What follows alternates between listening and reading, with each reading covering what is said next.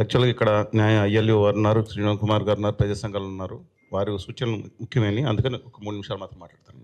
నా సవరణ ఏంటంటే ఎన్నికల కమిషన్ కాదు, ఇంకోసారి ఇది మోసాల కమిషన్, మోడీషాల కమిషన్గా మనం భావించాలి. ఎన్నికల కమిషన్ అంటే ఉదాత్తమైంది.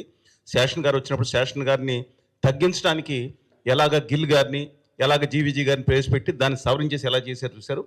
ఇది ఎన్నికల కమిషన్ ఇండియా ఆయన స్పష్టంగా చెప్పడం జరిగింది. దాని యొక్క స్వతంత్ర ప్రతిపత్తిని దెబ్బతీసేటప్పుడు ఇప్పుడు ఎలా దుర్మార్గంగా వ్యవహరిస్తున్నాడు చూశారండి.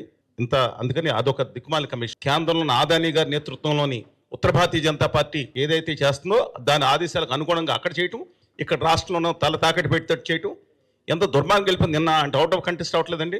నిన్న గౌరవ ముఖ్యమంత్రి గారు మాట్లాడతా స్టీల్ ప్లాంటేషన్లో తేడా వస్తే మాట్లాడితే లోపల వేసి బొక్కలు వేసేసి పీడీ యాక్ట్ పెడతారా అంటే ఎక్కడికి వెళ్ళి అంటే రేపొద్దున ఈ విషయం మాట్లాడిన అదే చేస్తారా? ఒక అహంకారపూరితమైన పైనుంచి కింద వరకు వ్యాపిస్తుంది. దీన్ని కనుక ఇవాళ దేశవ్యాప్తంగా సిపిఎం పార్టీ ఇది టేకప్ చేసిందని ఇక్కడ కాకుండా ధన్యవాదాలు తెలియజేద్దాం. అందరూ కూడా మద్దతు ఇద్దాం. ఎందుకంటే ఇదైతే ఉందో స్పెషల్ ఇంటెన్సివ్ రీజన్, ఇది ఇంటెన్సివ్ కోచింగ్ లాగా ఇంటెన్సివ్ రీజన్ అది ఇంతకుముందు పెట్టామని చెప్పి గుజరాత్లో జరిగిన దాన్ని కూడా అడాప్ట్ చేసే పరిస్థితి. అంటే ప్రతి ఒక్కరికి ఒక ఎన్యూమరేషన్ పాలసీ మన సంతకం పెట్టి ఇవ్వకపోతే కనుక అది పోయే పరిస్థితి.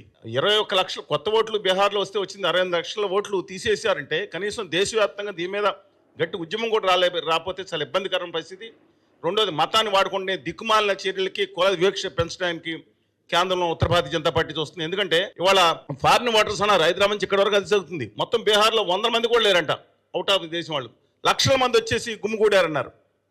ఎంత దుర్మార్గంగా వ్యవహారం వస్తుందో అందువల్ల దాన్ని కూడా తీసుకోవాల్సింది కోరుతా ఉన్నాను. ఇంకోటి ముఖ్యమైన సబ్జెక్ట్ ఏంటంటే ఈవీఎంలు. నేను ఒకటే కోరుతున్నా, ఎప్పుడైతే అధికారంలోకి వచ్చిన వాళ్ళు మాత్రం ఈవీఎంలో మంచి అంటున్నారు, అధికారంలో కోల్పోయిన వాళ్ళు ఉద్యమం చేస్తుంది. ఇది కాదండి, స్పష్టత, పర్ఫెక్ట్గా స్పష్టత ఉండాలి. దాన్ని తిరస్కరించినప్పుడు తిరస్కరించి తీరాల్సిందే. అంతేగాని మనకు అవకాశం ఉన్నప్పుడు దానికి అనుకూలంగా, అవకాశం లేనప్పుడు అనుకూలంగా చేస్తే అది ఉద్యమం కాదు. అది సిద్ధాంతంగా వామపక్ష వారు ఏదైతే ఉన్నారో ఆ రోజు ఈ రోజుకు మాట కట్టుబడి ఉన్నారు.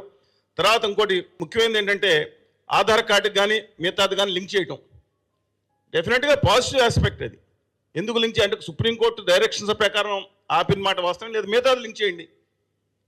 మిగతా లివింగ్ లైసెన్స్ ఉన్న మిగతా దాంట్లో కనీసం దొంగ ఓట్లు వేరేయడానికి వేసే కార్యక్రమాన్ని పూర్తిగా మద్దతిద్దాం. కానీ దాంతో ప్రజాస్వామ్యక ఓట్లు తీసేటే దుర్మార్గమైన కార్యక్రమాలకి అడ్డుకట్ట వేయాల్సిందే. ఇవాళ రాష్ట్ర ప్రభుత్వం కూడా సమర్థిస్తుందంట. ఇవాళ కేంద్ర ఈసీఐ ఇచ్చిన నివేదిక 12 రాష్ట్రాల్లో ఎందుకు ఏం చేశారు విషయం, పశ్చిమ బెంగాల్, నెక్స్ట్ తమిళనాడు, నెక్స్ట్ కేరళ, వాళ్ళ క్లారిటీ స్పష్టంగా ఉంది. వాళ్ళ తలలో జేజం వచ్చినా తమిళనాడుని కేరళ కొడదాం అనుకుంటూ వాళ్ళ వల్ల కాదు. ఇక్కడ ఒక సామాజిక చైతన్య పూర్తి. మన తమిళనాడులో నేను తప్పండి, తమిళనాడు ఎందుకు ఉండలేకపోతున్నాం, మనం కేరళలో ఎందుకు ఆలోచించలేకపోతున్నాం, గుజరాత్లో ఆలోచించాలా? అందువల్ల ఇది ఎలక్షన్ కమిషన్ నిర్ణయాలకు వ్యతిరేకంగా పోయినా వాళ్ళు రేపు మన కూడా యాడ్ చేయొచ్చు కాదు. అసలు ఈ నిర్ణయానికి వ్యతిరేకంగా మనం ఉద్యమించాల్సిన అవసరం ఉంది, ప్రజలకు తీసుకెళ్లాల్సిన అవసరం ఉంది. ప్రజలు కూడా ఎందుకు రావట్లేదు, ఇంకోటి అంతిమంగా ముందు చెప్తున్నానండి, మన ఉద్యమాలకి ప్రజల నుంచి ఎందుకు స్పందన లేదో నాకు డెఫినెట్గా బాధగా ఉంది. ఒక పునరాలోచించుకోవాలి మనం. మీ మీదకి ప్రమాదం వస్తుందని చెప్తే తప్ప ప్రజలు బయటకు వచ్చే పరిస్థితులు లేరు. ఒకళ్ళ మీద ఒకళ్ళు దానికి ఓవర్కమ్ చేయడానికి ఏం చేస్తున్నారు, మత ద్వేషాన్ని తీసుకొస్తున్నారు, కుల ద్వేషాన్ని తీసుకొస్తున్నారు, ఉపప్రాంతి తీసుకొస్తున్నారు, స్వే అయిపోతున్నాయండి.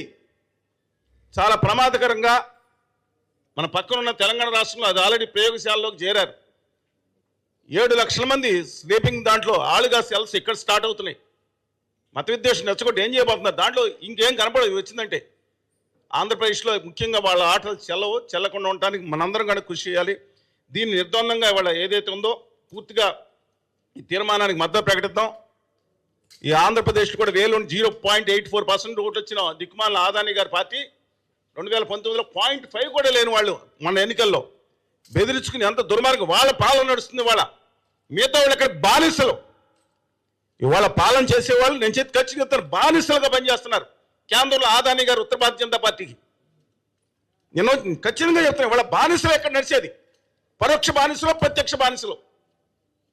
ఆదాని గారి కంపెనీకి వాళ్ళు పాలిస్తున్నారు ఈ దేశాన్ని, వాళ్ళు నిర్వహిస్తున్నారు ఈ మోస కమిషన్ని. కాదంటే చెప్పనండి, నేను చెప్పిన ఆరోపణని ఒక సిద్ధాంతం ప్రకారం వెళ్దాం. వామపక్షవాదం, అభ్యుదయవాదం, హేతుబద్ధంగా ఉండే అన్నింటిని తీసుకుని దీన్ని నిర్ద్వందంగా వ్యతిరేకిద్దాం. దీన్ని ఊరువాడ కూడా ప్రతి చోట స్థానిక జిల్లాలకు కూడా సమావేశాలు పెట్టాలని. ఇక్కడ 39.37% ఓట్లు వస్తే 11 సీట్లు, 6.8% సీట్లు వచ్చిన వాళ్ళకి, ఓట్లు వచ్చిన వాళ్ళకి 21 సీట్లు, 100% స్ట్రైకింగ్ రేటు. నేను అన్నయ్య వాళ్ళందరూ కోరారు, సోదరులు దామాషా ప్రతిపత్తి ఉండాలని ఎప్పుడు కోరాలి, మన అధికారులు వచ్చినప్పుడు కూడా కోరాలి. అధికారంలో ఉన్నప్పుడు లేనప్పుడు కూడా ఇదే సిస్టమ్ ఫాలో అయ్యేటంటే అది నేను చెప్తున్నాను సాధ్యం అండి. అది ఒక సిద్ధాంతం మీద నిలబడదాం, అలా అయితేనే మనం దీని మీద కార్యాచరణ